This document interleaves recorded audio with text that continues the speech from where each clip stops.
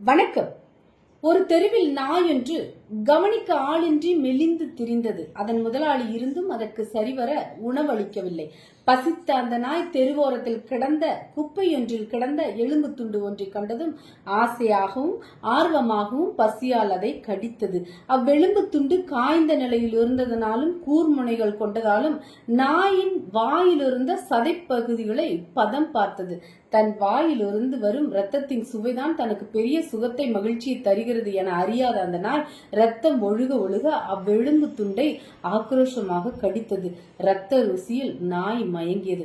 ஒரு கட்டத்தில் தான் விளங்கியது ரத்தம் எலும்பு துண்டிலிருந்து வருவதில்லை, தன்னை காயப்படுத்தி கொண்டதில் ஒழுகும் இரத்த ருசிதான் அது என்று.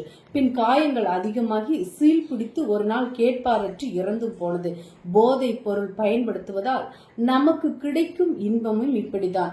போதை வஸ்துவிலிருந்து கிடைக்கும் இன்பம் அல்ல, நம்மை நாமே அழித்துக் கொள்வதில் கிடைக்கின்ற இன்பம். அது ஒரு நாள் நம்மையே காவு வாங்கும்.